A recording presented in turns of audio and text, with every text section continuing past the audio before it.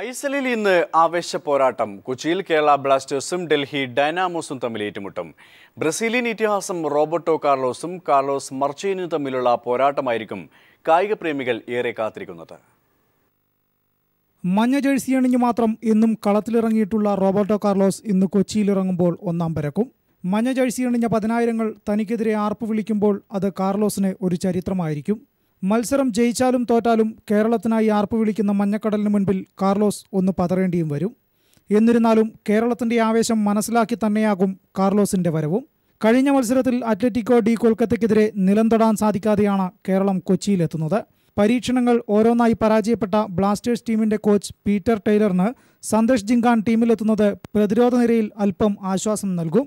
Marquee താരം Carlos മർച്ചേനിയും മുഴുവൻ സമയം ഇല്ലെങ്കിലും പകുതി സമയം കളത്തിലുണ്ടാകാൻ സാധ്യതയുണ്ട്. ആരാധകരുടെ പിന്തുണ തന്നെയായിരിക്കും കേരളത്തിൻ്റെ ഏറ്റവും വലിയ ആത്മവിശ്വാസവും. തുടർച്ചയായി 2 വിജയങ്ങൾക്ക് ശേഷമാണ് ഡൈനാമോസ് കൊച്ചിയിലെത്തുന്നത്. ടീമിന് അത്യാവശ്യമാണെങ്കിൽ മാത്രമേ റോബർട്ടോ കാർലോസ് കളത്തിലിറങ്ങാൻ സാധ്യതയുള്ളൂ. ബ്രസീലിയൻ ഇതിഹാസം റോബർട്ടോ കാർലോസും കാർലോസ് മർച്ചേനിയും തമ്മിലുള്ള പോരാട്ടമായിരിക്കും ബ്രസീലിന് ഏറ്റവും അധികം ആരാധകരുള്ള കേരളത്തിലെ കായിക പ്രേമികൾ ഏറെ കാത്തിരിക്കുന്നത്. ബിജേഷ് നടുവിൽ, കൊച്ചി.